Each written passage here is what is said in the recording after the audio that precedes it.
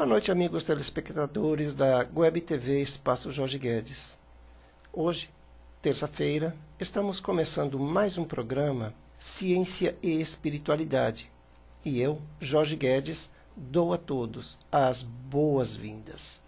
Hoje, nós vamos abordar temas como distúrbios de personalidade.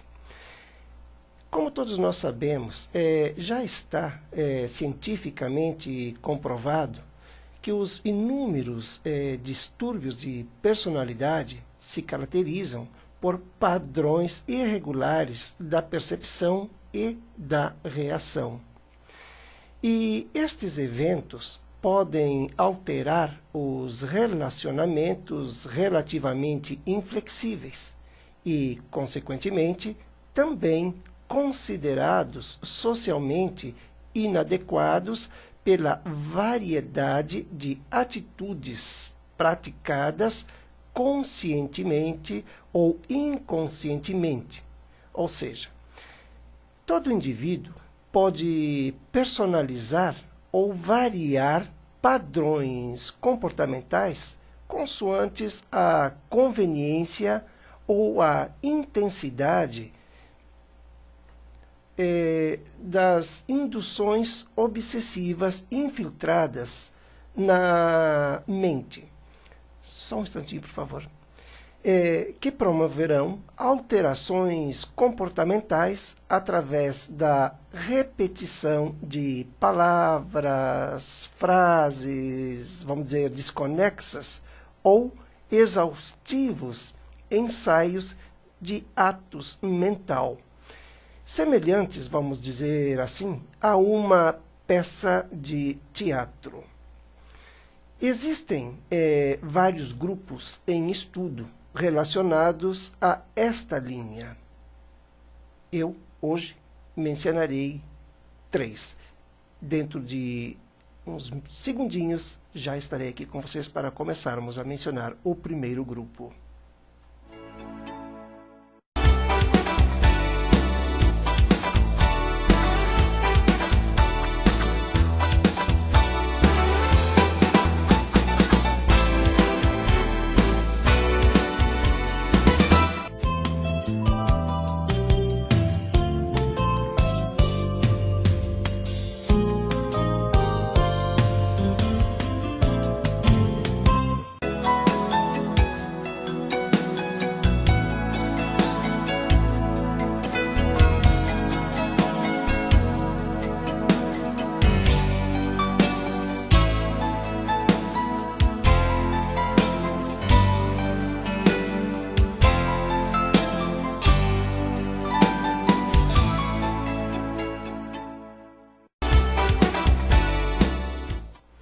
Pois é, e aqui estamos novamente. Como eu estava falando, em 3 grupos. Então, o primeiro grupo se encontra dentro da consciência e, clinicamente, é possível considerá-los lúcidos, porque tentam resolver a situação considerada problemática, recorrendo ao auxílio de amigos, membros da família ou a especialistas.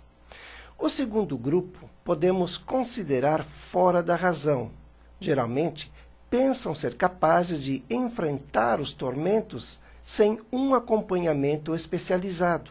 Acreditam na força mental que possuem e, gradualmente, sem perceberem, abrem portas para obsessões ainda mais severas. O terceiro grupo está composto por indivíduos que fazem questão de exagerar deliberadamente no comportamento e com a intenção específica de manipular tudo e todos. Subestimam principalmente a capacidade dos profissionais da área da saúde. Estes indivíduos apresentam uma mescla onde a sanidade está recheada com complexos de inferioridade e a insanidade, controlada pelas obsessões, os induzem a apresentar grandes dificuldades em se adaptarem à realidade e, intencionalmente, comprometem a capacidade operacional de todos que os rodeiam.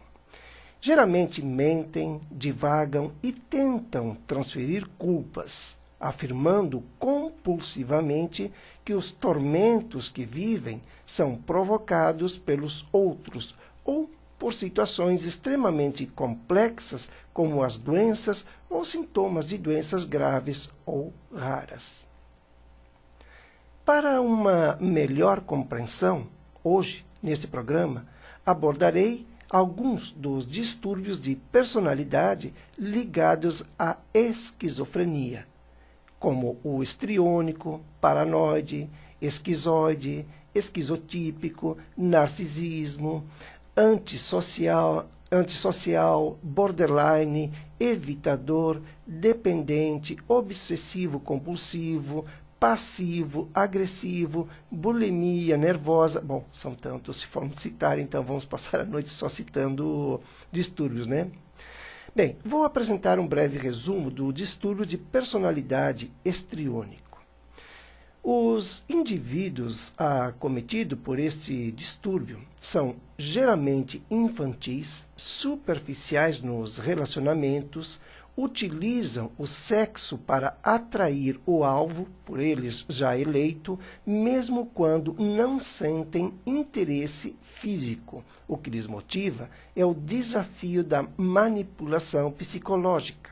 São peritos em expressar dramatismo exagerado para obterem o sentimento de piedade, domínio ou incutir a culpa e remorso nos amigos, membros da família que consideram fracos e estendem a insanidade, geralmente consciente, até aos especialistas que os tratam.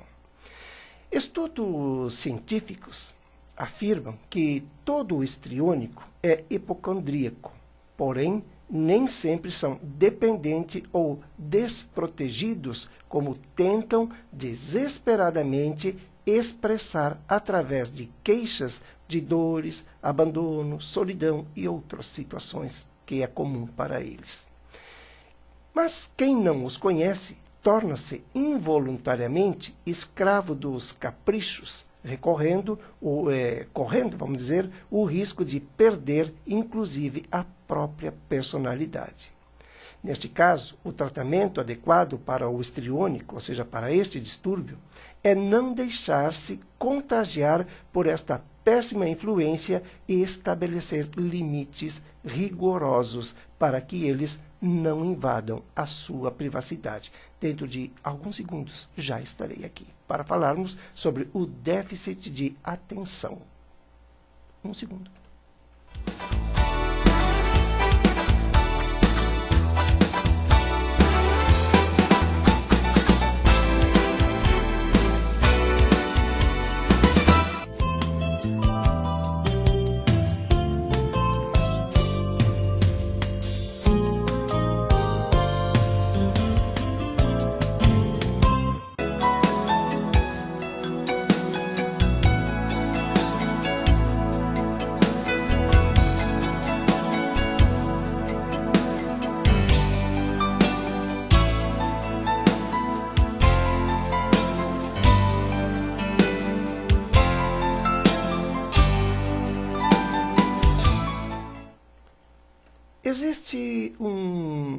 Existe já entrando, rasgando, né? Desculpe. Aqui estamos novamente para continuar com o programa Ciência e Espiritualidade. Existe um distúrbio que, inclusive, leva muitos profissionais da área da saúde a enfrentarem uma grande dificuldade para diagnosticarem de maneira correta. Isso digamos, mais direcionado para as crianças, que é o déficit de atenção. Bem, eu pergunto, será que na verdade é déficit de atenção ou curiosidade excessiva? Este como falei, é um tema discutível, onde pais, professores e psicopedagogos interpretam muitas vezes erroneamente as causas multifatoriais e progressivas deste transtorno que se divide em 3 subtipos. O transtorno do déficit de atenção, ou seja, o TDA, pode ser com ou sem hiperatividade. E as características consideradas marcantes do mal de Klosowski sem hiperatividade são a distração frequente, os devaneios, o esquecimento, a letargia, a desorganização e a fadiga constante. O termo utilizado pela ciência é inconsistência de atenção. O sintoma desta inconsistência nem sempre estão presentes o tempo todo, como muitos acreditam, motivo que dificulta o diagnóstico e aumenta significativamente o risco de outros transtornos se manifestarem e evoluírem devido à falta de observação e tratamento adequado. Como agravante, também existem as críticas que aumentam o sofrimento dos indivíduos acometidos pela TDA, fragmentando-lhes a estima, a personalidade, desfocando a identidade e forçando-os a criar uma autoimagem negativa e inconsistente no autorrelacionamento. As sucessivas frustrações levam-os na fase da adolescência às inevitáveis alterações, beirando a esquizofrenia. Outros se refugiam nas drogas e, consequentemente, aumentam a bolha do crime premeditado.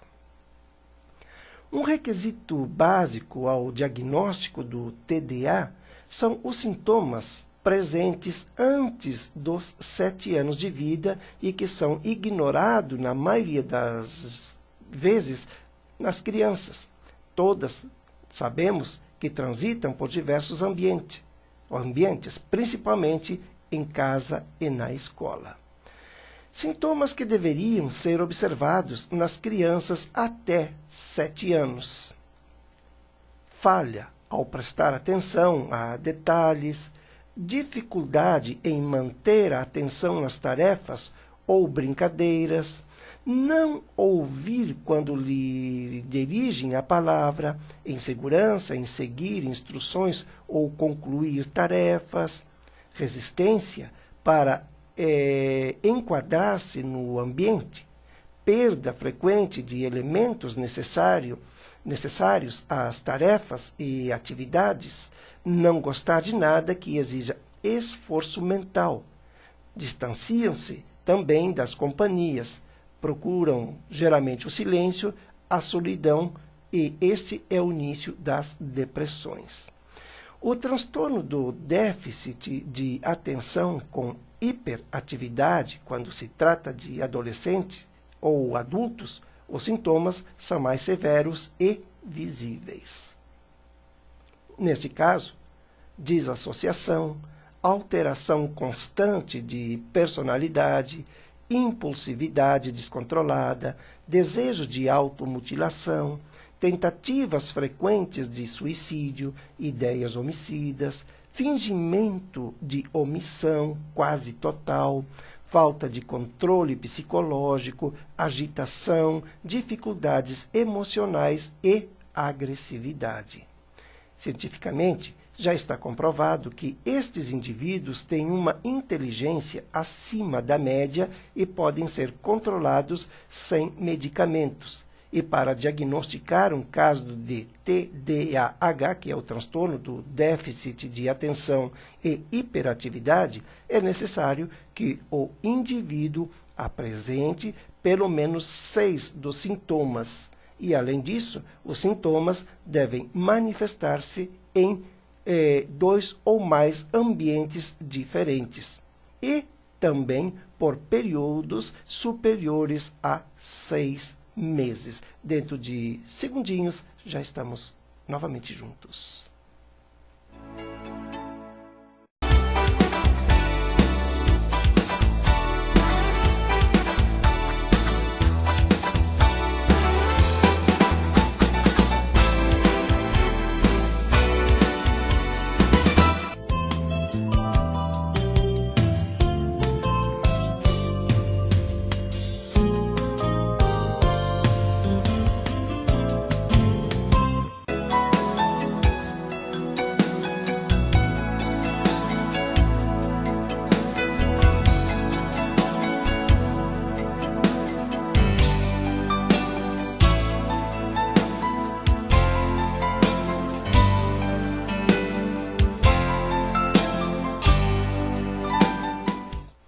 Olá, aqui estamos novamente juntos com o programa Ciência e Espiritualidade.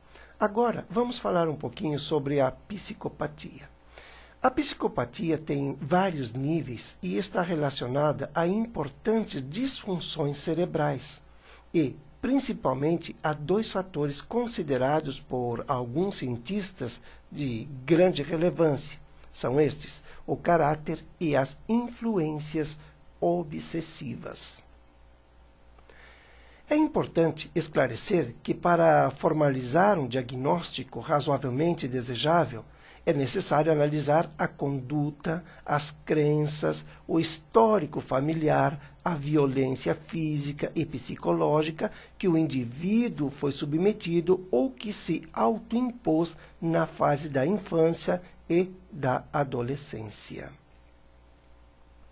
Sem dúvidas, essas fases oferecerão pistas consistentes devido aos atos marcantes, porém, muitas vezes ignorados na maioria das avaliações. O desinteresse dos familiares e o preconceito social sugerem aos acometidos que agravem o quadro, na tentativa de chamar a atenção de quem nutrem algumas fixações. Caráter é um termo comum e muito utilizado em psicologia como sinônimo de personalidade. E, independente deste ser estável ou não, com a palavra caráter se descreve os traços expostos por tendências ou vícios adquiridos. Cientificamente, caráter é a soma de nossos hábitos, as características pessoais e podem ser detectados nos primeiros anos de vidas, muitas vezes até em questão de meses, porque tem crianças que adoram, logo que nascem, com poucos meses já estar zunhando, arrancando pedaços dos cabelos dos outros, né? Mas, atualmente, existe um número significativo de psicopatas voluntários, dispostos a contribuir com as pesquisas que envolvem as constantes alterações comportamentais e que, sem dúvidas, são de grande valor para o segmento das pesquisas da ciência do Fórum Psicológico. Descrevem os moldes de exemplos, as dificuldades na adaptação nos meios que conviveram e vivem, as fases difíceis com familiares, amigos e os múltiplos ataques obsessivos quais foram ou são alvos. Em alguns países, presidiários reincidentes e condenados com penas acima de 40 anos, sem direito à fiança e comunicação, ficam voluntariamente à disposição da ciência como um material de estudo. Isto aplica-se unicamente aos serial killers. Para muitos, esta medida pode parecer uma violação aos direitos humanos, mas, infelizmente, estes indivíduos são o único recurso que a ciência dispõe para alcançar a compreensão das origens do gene do mal, independente deste ser físico ou extrafísico. Serial killer, nome inglês que foi adotado para classificar indivíduos que cometem crimes com frequência, seguindo um modus operandi e que tem por necessidade incontrolável, vamos dizer obsessivas, de deixar assinaturas como, por exemplo, colecionar partes do corpo ou objeto das vítimas, onde entra o colecionismo. Geralmente, os psicopatas com tendências ao assassinato se dividem em dois tipos, conhecidos pelos psiquiatras e psicólogos forenses. O tipo 1 é organizado, inteligente, culto e respeitado no meio social que convive. O tipo 2 é desorganizado, impulsivo, antissocial e considerado primário devido ao elevado grau de perturbações emocionais. Para estes indivíduos, não existe um tratamento terapêutico até o momento. Mas, vocês sabem o que são as obsessões? Bem, na realidade, obsessões é tudo aquilo que se infiltra na nossa mente e começa a nos dar ordens para que nós façamos aquilo que vai contra, ou seja, que fere os nossos próprios, como se diz, princípios. E, deliberadamente, ou mesmo fazendo um grande esforço, lamentavelmente, sucumbimos, porque nem sempre os indivíduos que são acometidos, ou seja, atordoados, bombardeados, açoitados pelas obsessões, conseguem se libertar com facilidade. Necessitam de apoio, de auxílio, de tratamento. Mas, lamentavelmente, como falei, não existe até o momento, pelo menos, tratamento terapêutico para este tipo de distúrbio. Dentro de alguns segundos já estarei aqui novamente com vocês.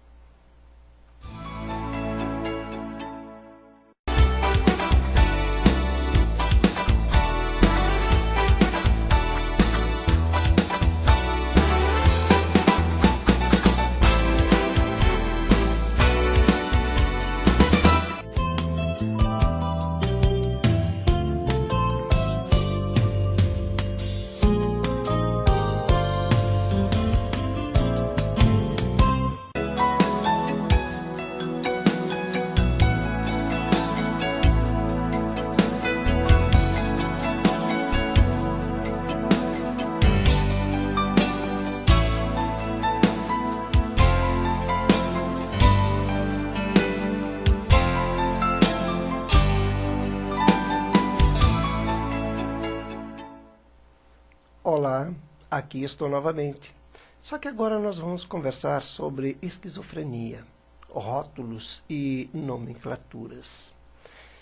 Bem, nos programas anteriores eu venho fazendo um apelo a todos os amigos telespectadores para que juntos possamos até criar um movimento para mudar este título, este rótulo que incomoda e que destroça muitas pessoas que, na verdade, eles são acometidos por algum tipo de distúrbio, mas não são incapacitados. Muito pelo contrário, eles têm um nível, uma capacidade muito grande de serem úteis para eles e também para a sociedade. Mas, infelizmente, a ciência e os especialistas da área da saúde mental simplesmente rotularam como esquizofrenia todas aquelas pessoas que sofrem, muitas vezes até distúrbios que eles desconhecem. E existe já um movimento, e nós aqui da Web TV Espaço Jorge Guedes estamos aderindo, que é para ver se este termo, este rótulo, esta nomenclatura passa a ser mais suave para que estas pessoas que ainda podem ser recuperadas, ser reintegradas no meio social, possam se sentir mais à vontade. E o termo que nós estamos sugerindo é biopsicossocial. Mas, vamos continuar.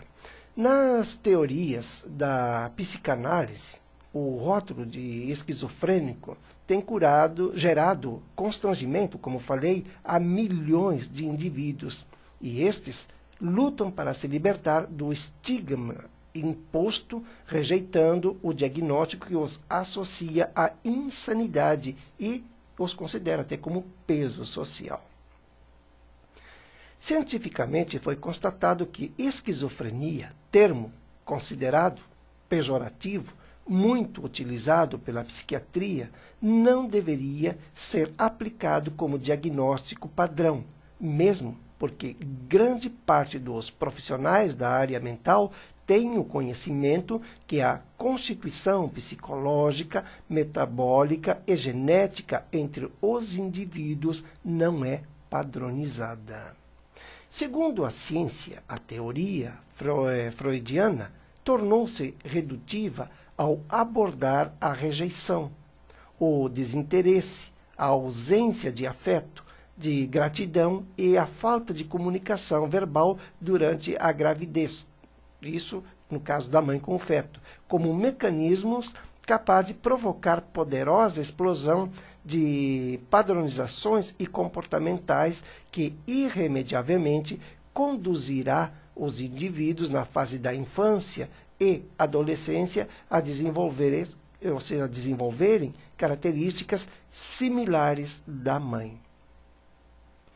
Todas as desordens mentais têm uma origem, e quando excluídos os fatores patológicos que possam produzir sintomas psicóticos semelhantes aos efeitos de drogas, tumores cerebrais, epilepsia, alterações metabólicas e as más formações genéticas, deve-se referenciar a possibilidade de outras situações que também geram alterações sensoriais, como, por exemplo, as obsessões provenientes da espiritualidade que sobrevêm como tendência a desenvolver delírios e, especialmente, as ideias sistematizadas de perseguição, de prejuízo, de ódio, de paixões desenfreadas e fatais, de vingança, de automutilação, pensamentos repetitivos, tentativas de suicídio e, nossa, são muitos.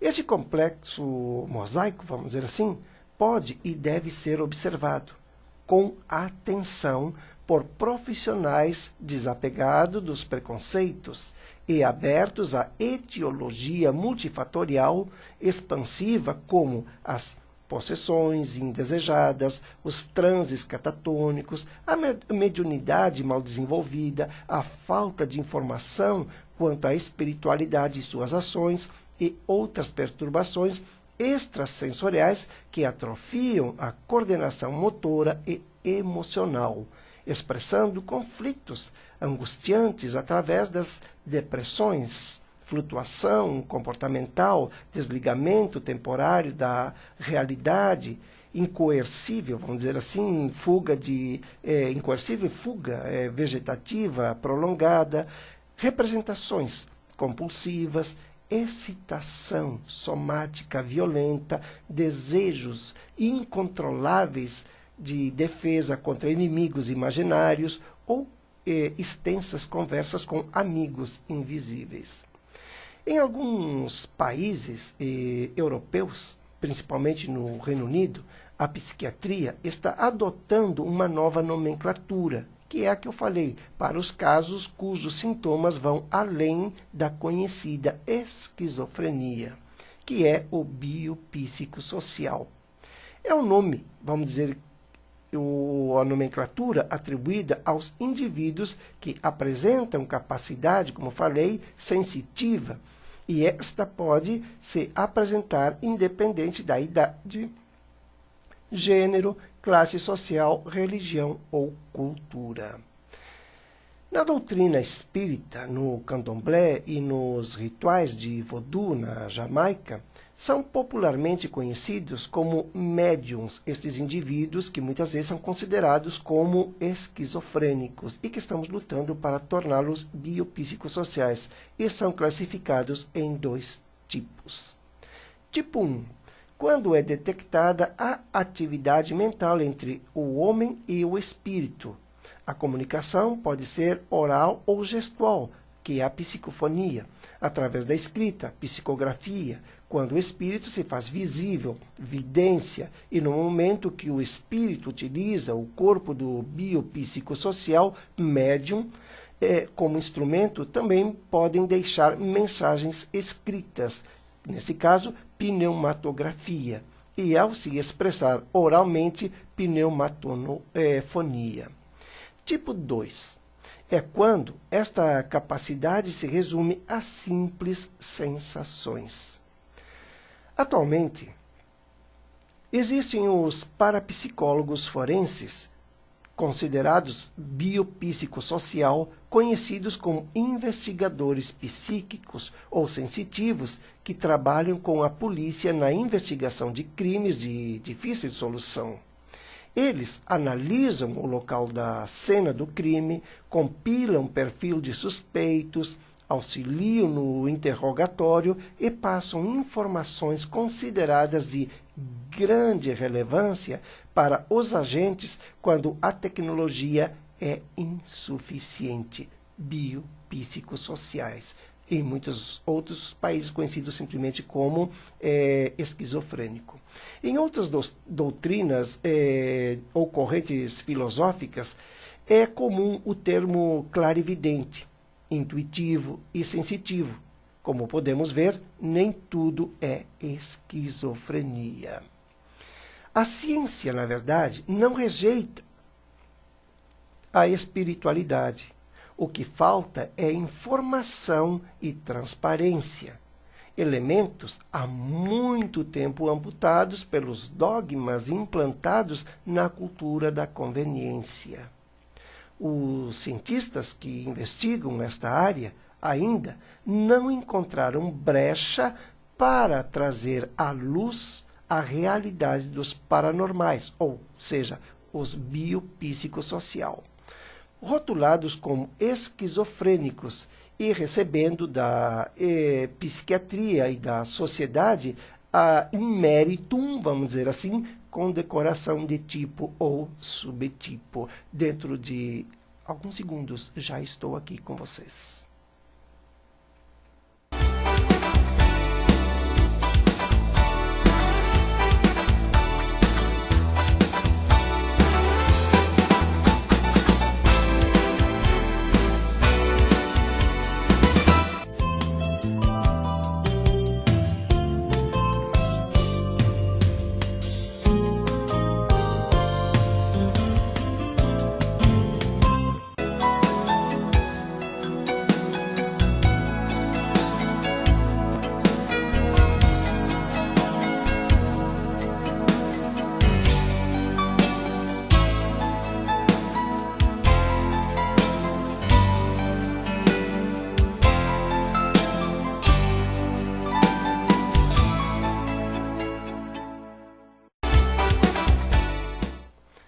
E aqui estou novamente para dar continuidade a este nosso programa Ciência e Espiritualidade. Eu sei que falo um pouco rápido, mas infelizmente eu tento falar um pouco mais pausado, mas eu tenho uma grande dificuldade que eu sou acostumado a falar muito rápido, então eu aos poucos, pode ter certeza que eu vou me corrigindo. Mas agora vamos, como sabemos que tudo existe nos transtornos, em todos os transtornos existe uma conexão espiritual, agora vamos falar sobre transtorno de personalidade antissocial. A psicopatia, TPA, transtorno de personalidade antissocial, vulgarmente conhecida por sociopata, é um transtorno de personalidade caracterizado pelo comportamento impulsivo. Os sintomas frequentes são desvio de caráter, desprezo por normas sociais, indiferença aos direitos e sentimentos dos outros indivíduos, independente do nível de ligação. Não importa se é amigo, familiar, esposo, não importa. Para eles tudo é a mesma coisa. O número de indivíduos acometidos pelo transtorno de personalidade dissocial é elevado, chegando, segundo as estatísticas da Organização Mundial da Saúde, ao expressivo 63%, incluindo presidiários.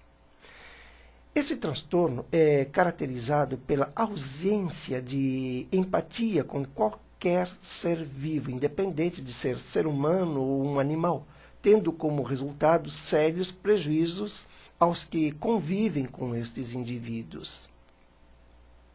Este desvio de caráter, segundo as pesquisas científicas, começam a estruturar-se na infância e, na maioria das vezes, os sintomas podem ser observados na adolescência por meio de comportamentos agressivos e que são erroneamente diagnosticados como bipolares.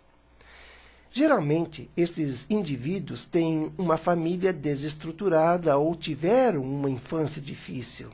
E quando atingem o início da fase adulta, repetem o comportamento agressivo do indivíduo dominante da família. São visivelmente mentirosos, egoístas, interesseiros, desprovidos de piedade, estratégicos e requintados na arte da dissimulação. Cientificamente, são conhecidos como perversos, modalidade que difere das neuroses e das psicoses.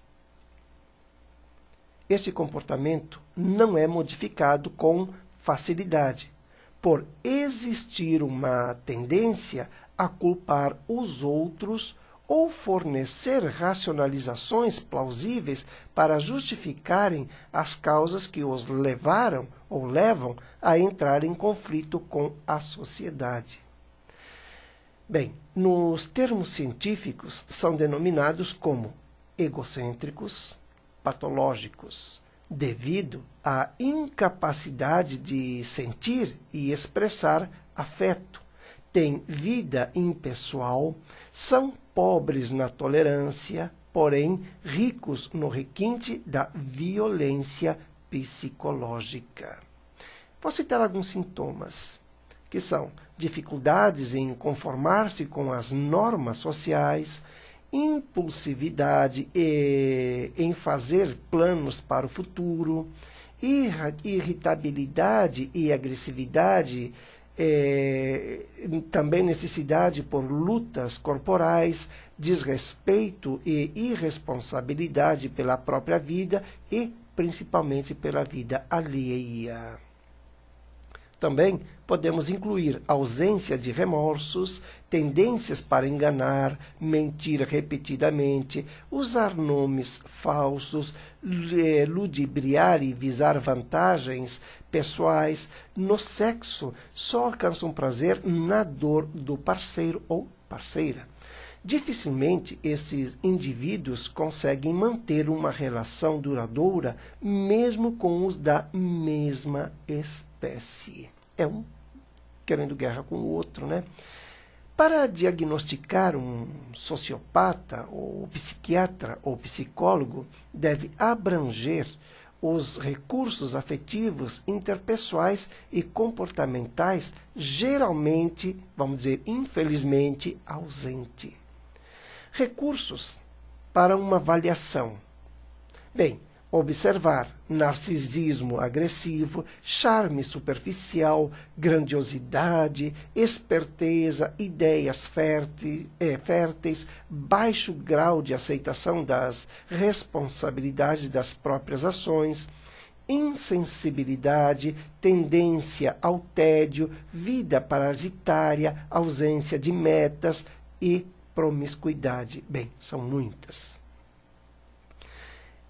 características. Mas pesquisas por neuroimagem da massa cinzenta na área pré-frontal denunciam uma diminuição do volume do hipocampo posterior e um aumento considerável da matéria branca do corpo caloso que contribuem para o aumento dos comportamentos agressivos. Cientificamente, até o momento, não existe tratamento medicamentoso eficiente para os indivíduos acometidos pela sociopatia. As terapias que envolvem esforço físico, estas oferecem resultados satisfatórios, mas a longo prazo. Dentro de alguns segundos já estaremos novamente juntos.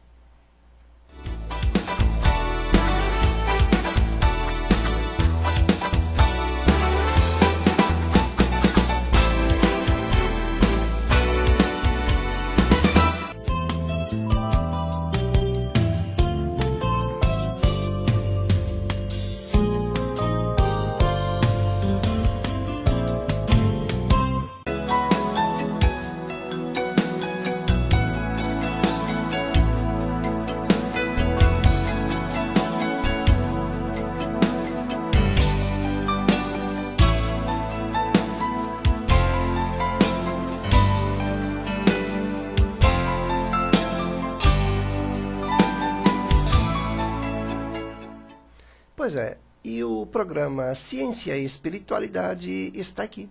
E vamos continuar. Agora vamos falar sobre a bulimia nervosa, que é um distúrbio que está trazendo muitos problemas. Os distúrbios de personalidade caracterizam-se por padrões de recepção, reação e relacionamentos, de percepção, reação e relacionamento relativamente fixos, inflexíveis e socialmente inadequados, como já falei, né? Bem, sabemos que cada indivíduo apresenta características de percepção e de relação com outras pessoas e eventos, ou seja, traços de personalidade.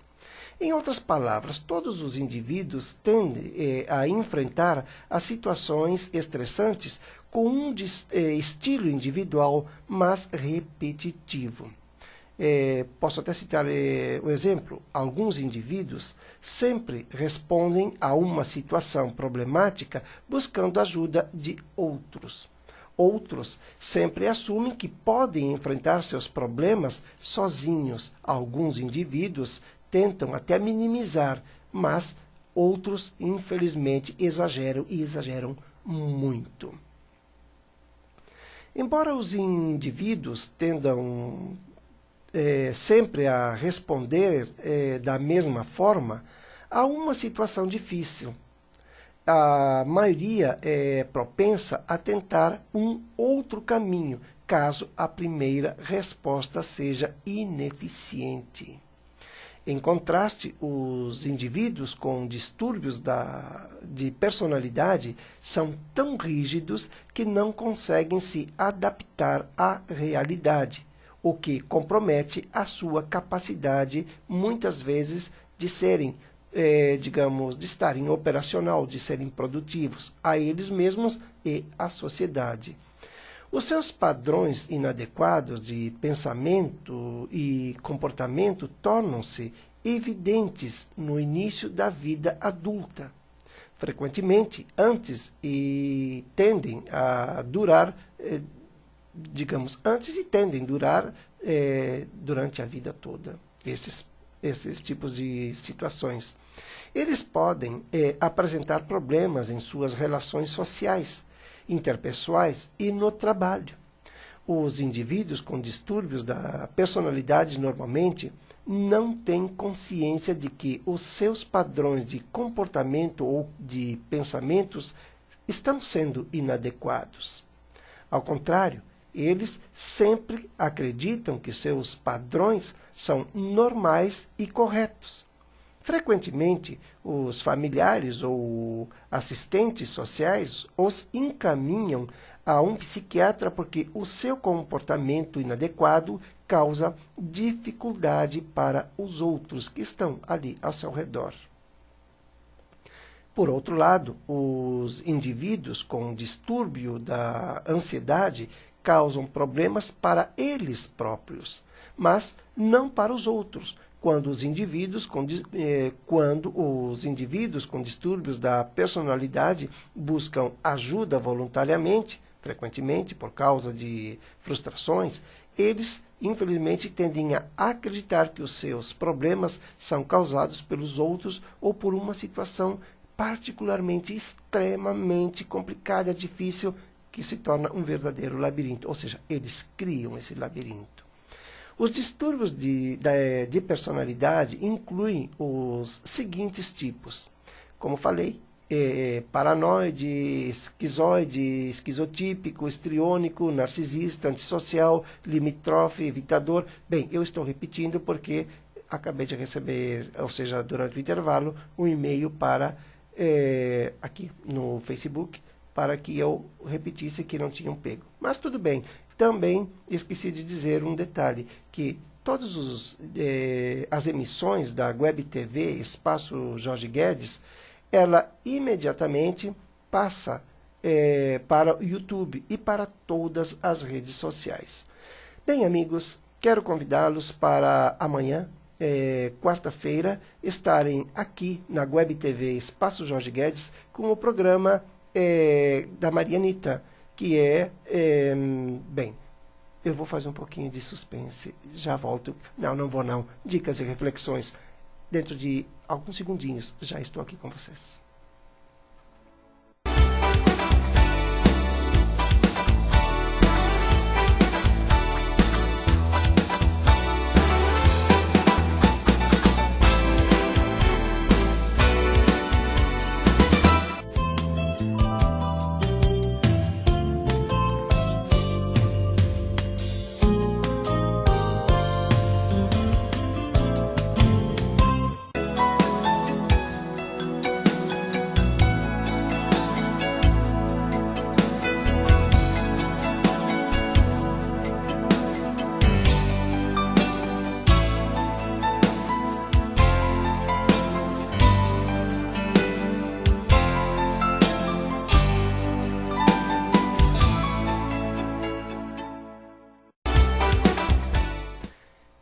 Caros amigos telespectadores, o programa chegou ao fim e eu, Jorge Guedes, agradeço a agradável companhia de todos e, como falei, amanhã, quarta-feira, dicas e reflexões com Maria Anita Guedes.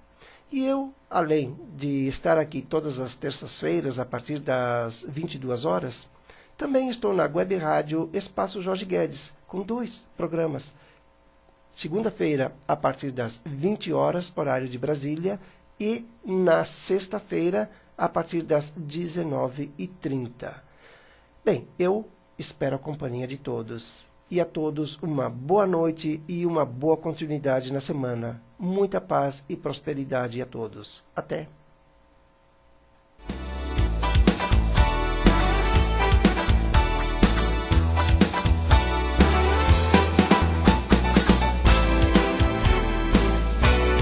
Consequentemente, também considerados socialmente inadequados pela variedade de atitudes praticadas conscientemente ou inconscientemente. Ou seja, todo indivíduo pode personalizar ou variar padrões comportamentais consoantes a conveniência ou a intensidade das induções obsessivas infiltradas na mente. Só um instantinho, por favor. Que promoverão alterações comportamentais através da repetição de palavras, frases, vamos dizer, desconexas ou exaustivos ensaios de atos mental, semelhantes, vamos dizer assim, a uma peça de teatro. Existem vários grupos em estudo relacionados a esta linha. Eu, hoje, mencionarei 3. Dentro de uns segundinhos, já estarei aqui com vocês para começarmos a mencionar o primeiro grupo.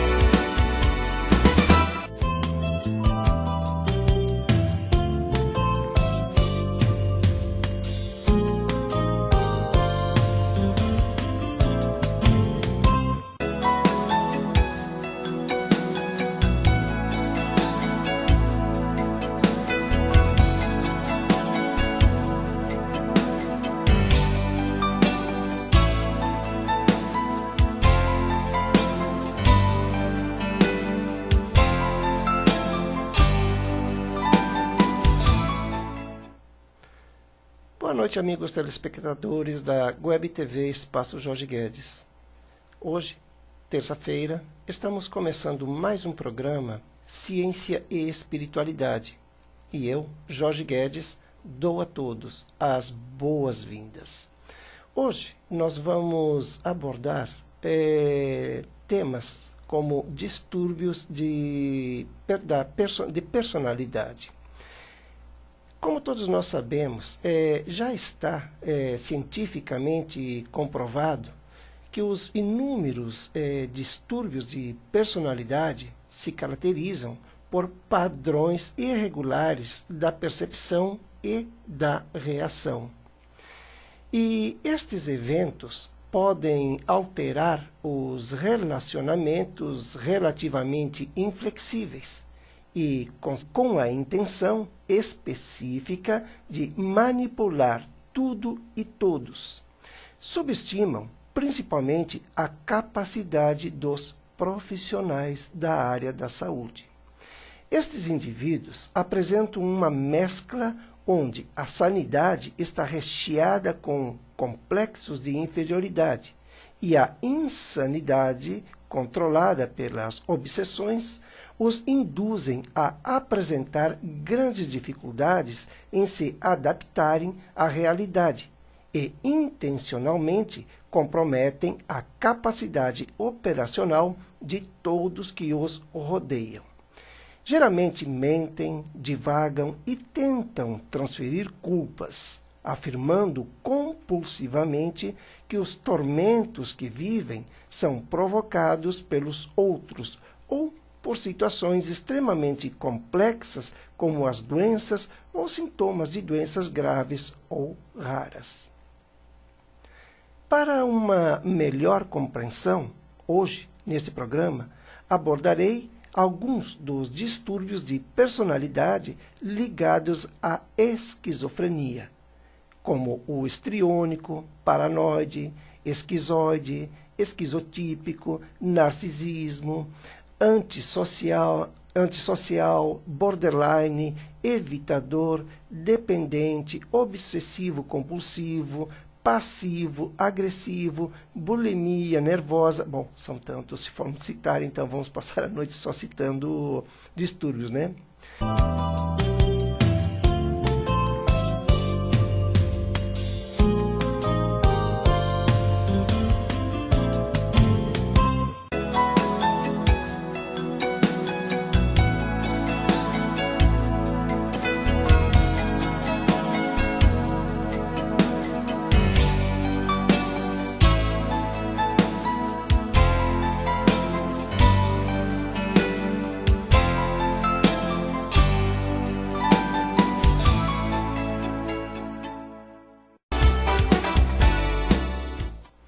Pois é, e aqui estamos novamente.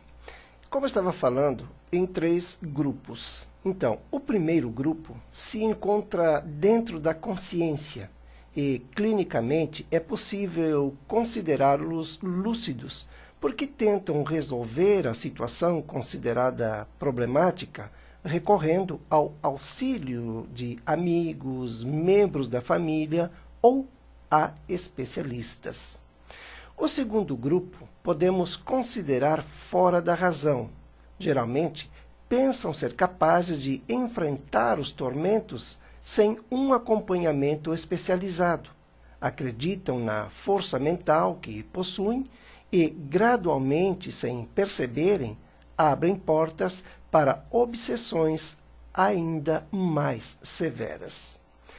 O terceiro grupo está composto por indivíduos que fazem questão de exagerar deliberadamente no comportamento. E, bem, vou apresentar um breve resumo do distúrbio de personalidade histriônico. Os indivíduos acometidos por este distúrbio são geralmente infantis, superficiais nos relacionamentos, utilizam o sexo para atrair o alvo, por eles já eleito, mesmo quando não sentem interesse físico. O que lhes motiva é o desafio da manipulação psicológica. São peritos em expressar dramatismo exagerado para obterem o sentimento de piedade, domínio ou incutir a culpa e remorso nos amigos, membros da família que consideram fracos e estendem a insanidade, geralmente consciente, até aos especialistas que os tratam. Estudos científicos afirmam que todo histriônico é hipocondríaco, porém, nem sempre são dependentes ou desprotegidos, como tentam desesperadamente expressar através de queixas de dores, abandono, solidão e outras situações que é comum para eles. Mas quem não os conhece torna-se involuntariamente escravo dos caprichos, correndo, vamos dizer, o risco de perder, inclusive, a própria personalidade. Neste caso, o tratamento adequado para o histriônico, ou seja, para este distúrbio, é não